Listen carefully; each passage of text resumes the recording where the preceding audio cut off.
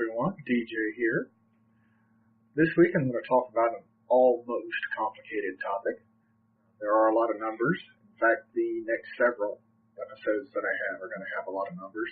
So I do recommend that if you're not watching the video version of this, that you take a look at the article that I post on Fridays in order to get all the numbers in front of you and hopefully things make a little more sense.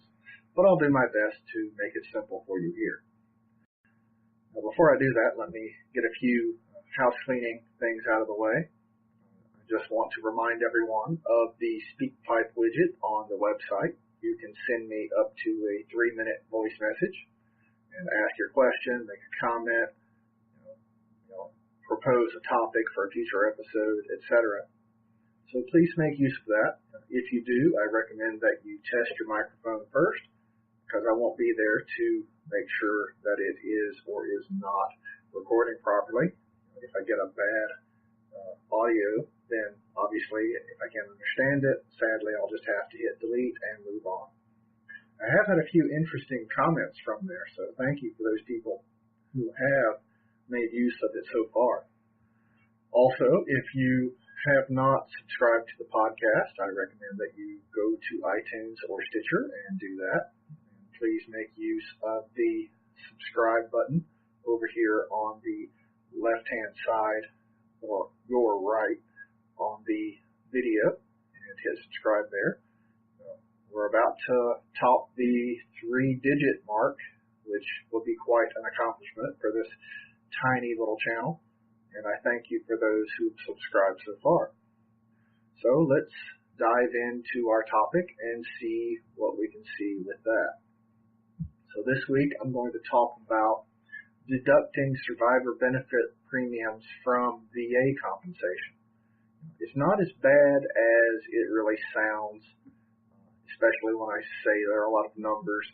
Once you break it down, it's not that scary at all. So don't worry, it's not going to be that bad. But as so many of these topics originate, it started with a retired service member who came to see me with a question. This person had been put on the Permanent Disabled Retired List, or PDRL. This individual, Sergeant First Class Noah Webster, obviously I changed the name for privacy reasons, was retired with a 100% Army disability rating and a 100% disability rating from the Veterans Administration, or VA, as I'll say for the rest of this. His retired pay from the military had a cap of 75%. See, we're already getting into numbers here, but don't worry. In fact, on the video, I will put some numbers down at the bottom of the screen so you can follow along. So his retired pay, capped at 75% for an E7, was $3,322 per month. These are last year's dollar amounts, just in case you're following along with pay scales and whatnot. His compensation from the VA was $3,167.13 per month. Now, I've mentioned in previous episodes that disability retired pay resulting from a medical retirement, is always affected by anything you receive from the VA. So there's always going to be an offset. I informed Sergeant First Class Webster of this when he retired, so he was not surprised when that eventually occurred. What did catch him off guard was receiving a bill from the Defense Finance and Accounting Service, DFAS, for survivor benefit premiums. Now, as a side note, I'm sure that I told him about this possibility, but it's not astonishing that he did not remember. When you're in the middle of retirement, it's like being in the middle of a storm, and it's easy to forget this fact or some other fact. So forgetting one thing or another is not surprising at all, not unexpected at all. It happens all the time. Anyway, Sergeant First Class Webster came to see me recently with a bill from DFAS. The bill was for the remainder of the survivor benefit premium that he still owed. It might be redundant.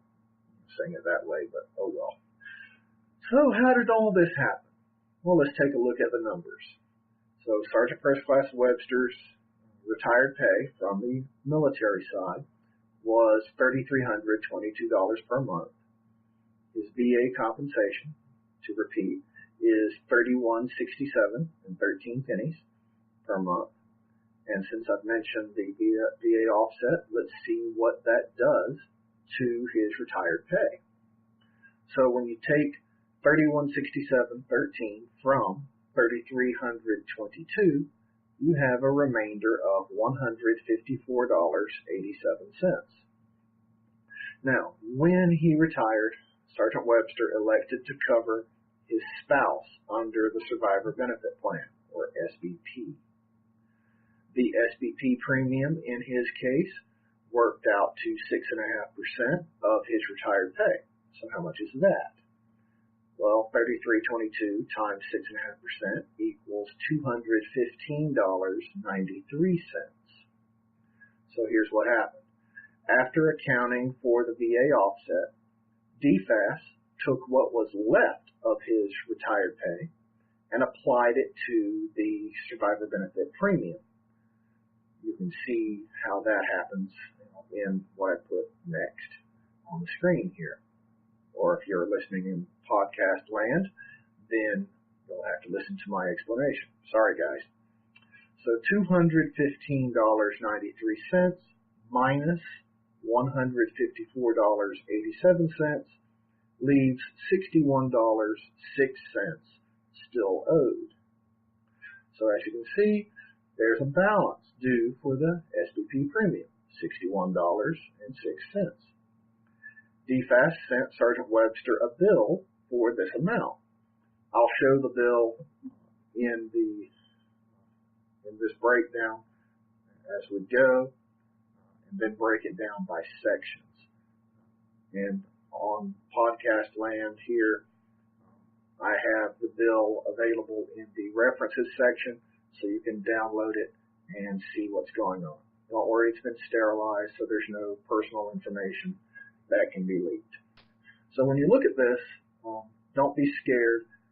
In fact, there's a good bit of it you can ignore completely. There's a section for the Retired Servicemen's Family Protection Plan, which is obsolete. It was replaced by the Survivor Benefit Plan decades ago. But DFAS still uses the statement that covers both because there are still people walking around who are covered by that old plan. So as with anything with numbers, this can appear intimidating, but when we break it up into small pieces, it's not as scary. We can make better sense of it that way. Now, when you're looking at this, the top section is pretty simple. It's just basic info about the retiree, name, address, etc. And the rest is instructions on what to do if you're going to send a check to pay the remainder of the bill. But let's get into the real numbers here. The next section, about the top third, is any amount owed from prior billings. Since this was the first bill that Sergeant Webster received, there was no prior amount shown in this section. So we're already halfway through this statement. See? It's getting easy. Now we're going to get into the meat of the matter. The first line you see in the next section is the balance from the previous section above, 0. And since there's no balance due, the second line shows no interest due for that amount. Okay so far? Hope so. All right. So you can really just kind of ignore everything I've said to this point. I don't want to belittle what I've said, but now we're getting into real information. So the third line in this section is this month's survivor benefit premium, $215.93, as I said earlier. The line after that displays how much of the premium was deducted from Sergeant Webster's retired pay, in this case, $154.87. So now we're going to skip down to the second to last line in this section, and we see that he still owes the amount we figured earlier, $61.06. And now we're down in the bottom third of this statement. We're almost done. It's actually pretty easy, isn't it? So this next section tells the retiree that any unpaid survivor benefit premiums will be deducted from his retired pay. Well, that's happened. And if there's anything left after this deduction, and taxes and other garnishments that might happen, then whatever's left will be paid to him. If not, if there's no money remaining, then obviously he would receive nothing. The next part of this section tells him how to pay the remainder of the survivor benefit premium. That's actually where we are now, down at the bottom of the page. And this last part of the statement is just a payment stub that can be removed and sent along with a check to cover the remaining premium. So if the member chooses to pay by check, this stub makes it real easy. He doesn't have to put all sorts of extra information on the check. So what did Sergeant Webster do in this particular case? Well, first of all, I advised him to go ahead and pay with a check this month's survivor benefit premium and probably next month as well. I told him just go ahead and expect to have to pay that out of pocket. But what about future billings? Isn't there an easier way to pay survivor benefit premiums rather than paying out of pocket every month? Actually, yes. Hence the whole purpose of this episode, right? So you see that survivor benefit premiums can be deducted from VA compensation if there is not enough retired pay to cover it. It can actually be deducted from combat-related special compensation as well, but that's another matter. So in contrast to so many things with government and money, where you expect things to be horribly complicated, this is incredibly simple. One form, one piece of paper, DD form 2891 will do this. And like so many things, it looks scarier than it actually is. It's one sheet of paper, one side only, believe it or not, and half of the page is instructions. So you're really not doing a whole lot of work here.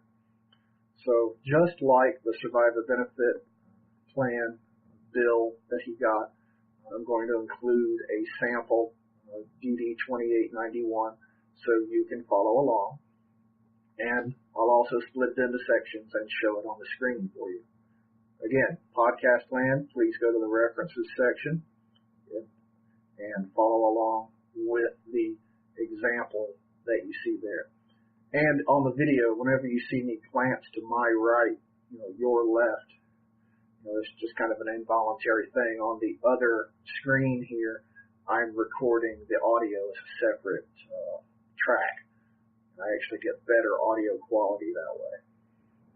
So don't worry whenever I glance that way. I'm just looking at the indicator moving to the right, showing the audio file. It's just a little distraction. No big deal. All right, so let's look at DD 2891.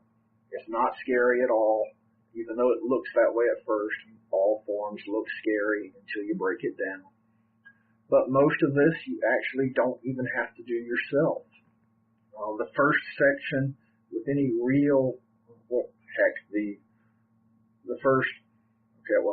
first third of this form is just a Privacy Act statement. You can ignore all that and get down to the important stuff. So the first section that has any real meaning is just printed text. The example I'm showing is showing the values that we entered for Sergeant Webster. So obviously don't put that amount in there if you're trying to do one of these on your own. I'm just showing the amount that Sergeant Webster had. So as you can see, Sergeant Webster is authorizing the Veterans Administration to deduct $61.06 from his VA compensation in order to cover the remaining premium. All he did was copy that amount from the bill he received from DFAS. That's it. Next, he tells the VA that he would like this deduction to start on April 1st. He came to see me in February, so by the time you actually see this, it's going to be March, because I've got a few episodes posted already for the next couple of weeks. So he says when he wants the deduction to start, and then he signs and dates. Really, that's all you have to do. Now in Section 2, we did do slightly more, just so it's that much less work for his VA office to do. It's supposed to be completed by them, but we did just a little bit more to help him out. So I had him complete the first 3 blocks of Section 2. And they're just his name, Social Security number, and his VA claim number, which are normally a C and your SSN. Or at least it was in his case. So that was simple enough. That was it. Sergeant Webster walked out of my office with this form and went straight to his supporting VA office. Before long, he will no longer receive any bills from DFAS. Everything will be paid for him either out of retired pay or out of his VA compensation, and he's good to go. In fact, when you do a deduction using this form, you don't have to do it every year, because whatever COLA you receive in each upcoming year will go also into the calculation of how much your survivor benefit plan premium will increase. So it's all handled. You don't have to worry about a thing. So that's pretty unbelievable, isn't it? That something can be so simple when you're dealing with money. Surprise, surprise, it actually is. Now, I did mention that Sergeant Webster was a PDRL, a permanent disabled retired service member. This situation, this owing of survivor benefit premiums, can happen to anyone. It's not just disabled or permanently disabled service members who have this occur. If you're in a similar situation, hiccups, if you have a VA offset for your retired pay and you owe survivor benefit premiums to DFAS, this form's all you have to do. I would recommend just getting a little bit of advice from a retirement services officer to make sure everything's good, but it is pretty simple if you choose to do it yourself. Once you do this, you'll stop getting those scary bills from DFAS, and you can carry on with your life as before. Now, you will, of course, still have to pay whatever is currently owed on those premiums. Whatever bills you've already received, you will have to pay, and that will have to be out of pocket. You cannot deduct arrears or money already owed from VA compensation. Surprise, surprise. That's it. That's all you've got to do.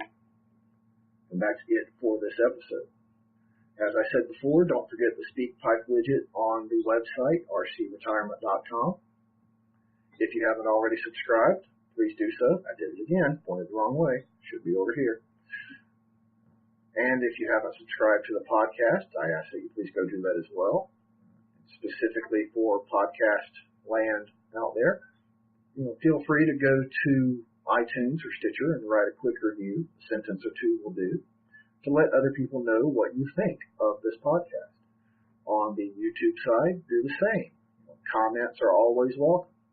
In fact, you can comment not just on an individual video, but on the channel as a whole. If you go to the channel settings, or the channel view, then there's a section where you can make comments about the entire channel as well. Start a discussion. That could be quite interesting as well. So that's all I have for this week. I appreciate you being here with me. Please join me next week when we will delve into another interesting topic that hopefully can help you out as you go through retired life or preparing for retirement. As always, thank you for being a part of this audience. You are greatly appreciated, and thank you for your service. Have a great day. If you liked what you heard on today's episode, then please go below and give it a thumbs up, and be sure to subscribe to this channel. Also, please let other people know about this channel and the information it can provide for them. If you have questions or comments, then have no qualms about posting them in the comments section below. Please remember the RC Retirement YouTube channel and the RC Retirement website are not recognized or endorsed by the Department of Defense, the Department of Veterans Affairs, or any other government agency. The information presented in these resources are for entertainment and informational purposes only. Also, the content of either of these resources should not be considered financial or legal advice. Please consult with your own legal counsel, accountant, and financial planner before making any decisions based on what you have learned here. As always, thank you for watching the RC Retirement YouTube channel.